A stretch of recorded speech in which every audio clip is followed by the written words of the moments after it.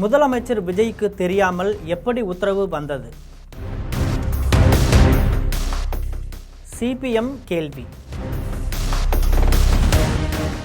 கண்டன தீர்மானம் நிறைவேற்றும். இது பற்றி ஜெம் தொலைக்காட்சி வழங்கும் சிறப்பு செய்தி தொகுப்பை தற்பொழுது பார்க்கலாம்.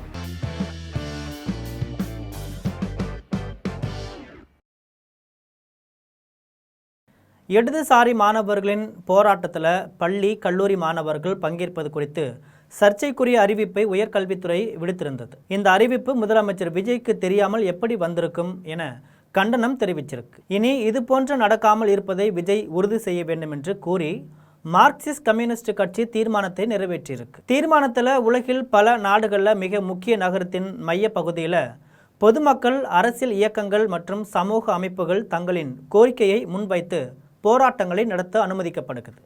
ஆனால் தமிழ்நாட்டில் இது போன்ற ஜனநாயக உரிமைகள், கோரிக்கைகளை முன்வைத்து நடத்தும் போராட்ட உரிமைகள் பறிக்கப்படுது.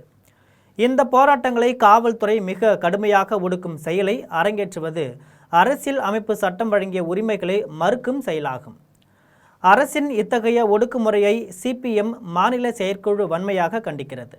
மேற்படி அடக்குமுறையின் உச்சமாக குஜிலியம்பாறை வட்டாட்சியர் ஐயாசாமி தனது அதிகார எல்லை மற்றும் வரம்புகளை மீறி சட்டத்திற்கு விரோதமாக தாலுகாவில் உள்ள இந்திய கம்யூனிஸ்ட் கட்சி மற்றும் இந்திய கம்யூனிஸ்ட் கட்சி உறுப்பினர்கள் குறித்த விவரத்தை சேகரிக்க சொல்லி 18/8/2026 அன்று நாகா எண் 2017/2026 உத்தரவிட்டு உள்ளார். இந்த உத்தரவின் நகலை வட்டாட்சியர் ஐயாசாமி, மாவட்ட ஆட்சியர், பழனி கோட்டாட்சியர், தலைமையிடத்து துணை ஆட்சியர், வருவாய் ஆய்வாளர்கள் ஆகியோருக்கு அனுப்பியுள்ளனர். மாவட்ட ஆட்சியர், பழனி கோட்டாட்சியர் உள்ளிட்ட உயர் அதிகாரிகள் மேற்படி சட்டவிரோத உத்தரவின் மீது ஏன் நடவடிக்கை எடுக்கவில்லை என்பதற்கு விளக்கம் அளிக்க வேண்டும். மேற்படி உத்தரவை கண்டித்து திண்டுக்கல் மாவட்ட சிபிஎம் சார்பில் போராட்ட அறிவிப்பு வெளியிடப்பட்டது. அதைத் தொடர்ந்து மேற்படி வட்டாட்சியர் பயிற்சி முடிந்துவிட்டது என மாவட்ட ஆட்சியர் 18/8/2026 பிற்பகலில் தனியறை மாவட்ட பயிற்சியிலிருந்து விடுவிக்கப்பட்டதாக உத்தரவு வெளியிட்டு இருக்கிறார்.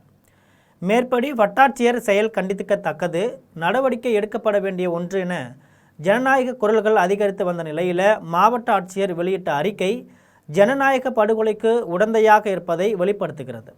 இந்த ஒட்டுமொத்த நிகழ்வுகளும் மாநில வருவாய்த்துறைக்குள் இருக்கும் ஜனநாயக விரோத கருப்பு ஆடுகளின் செயலாக தெரியுது. மாநில முதல்வரின் கவனத்திற்கு மேற்படி பிரச்சனை எடுத்து செல்லப்பட்ட பின்னரும் மாநிலம் முழுவதும் ஊடகங்களும் சமூக வலைத்தளங்களும் இது குறித்து விவாதித்து வரும் நிலையிலும் மாவட்ட ஆட்சியர் பயிற்சியில் இருந்து விடுவித்ததாக அறிக்கை வெளியிடப்பட்டிருப்பது மாநில ஆட்சியாளர், வருவாய்த்துறை அதிகாரிகளுக்கு அளிக்கும் வழிகாட்டுதல் மீது சந்தேகம் வலுவாக ஏற்படுது. ஆட்சியரின் செயல் வன்மையான கண்டனத்திற்கு உரியது. இந்த சட்டவிரோத மற்றும் அத்துமீறலுக்கு வருவாய்த்துறை அமைச்சர் மற்றும் செயலாளர் ஆகியோர் பொறுப்பேற்க வேண்டும் எனவும் சம்பந்தப்பட்ட அதிகாரிகள் மீது நடவடிக்கை எடுக்க வேண்டும் எனவும் இந்திய கம்யூனிஸ்ட் கட்சி மாநில செயற்குழு தமிழக அரசை வலியுறுத்துகிறது. தீர்மானம் 2. கல்லூரி கல்வி ஆணையர் 17/8/2026 தேதியிட்டு அரசு கடித நாகா எண் 1075/1/2026 14/8/2026 என்பதை பார்வை என குறிப்பிட்டு ஒரு உத்தரவை அனைத்து கலை மற்றும் அறிவியல் கல்லூரி முதல்வர்களுக்கு அனுப்பியிருக்காங்க. இந்த உத்தரவு பார்வையில் குறிப்பிட்ட அரசு கடிதத்தில் இடதுசாரி கட்சிகள் மற்றும் தமிழ்நாடு காக்ரோச் ஜனதா கட்சி உள்ளிட்ட ஜனநாயக இயக்கங்கள் நடத்தும் போராட்டங்களில் மாணவ மாணவியர் மற்றும் இளைஞர்கள் பங்கெடுப்பதை தடுக்கும் வகையில் பள்ளிக்கல்வி, உயர்கல்வித்துறை, காவல்துறை மற்றும் மாவட்ட நிர்வாகம் ஆகிய துறைகளிடையே துறை இடைத்தொடர்பு மற்றும் ஒருங்கிணைந்த கூட்டு நடவடிக்கை மேற்கொள்ளுமாறு தெரிவிக்கப்பட்டிருக்கு. இதன் அடிப்படையில் ஒருங்கிணைந்த கூட்டு நடவடிக்கை எடுத்த விவரங்களை தெரிவிக்குமாறு கல்லூரி கல்வி ஆணையர் கேட்டுக்கொள்வதாக குறிப்பிட்டிருக்காங்க. அதாவது 14/8/2026 தேதியிட்ட அரசின் சிறப்பு செயலாளர் அலுவலகத்திலிருந்து அனுப்பிய கடிதம் மேற்படி உத்தரவை கல்லூரி கல்வி ஆணையருக்கு வழங்கியுள்ளது.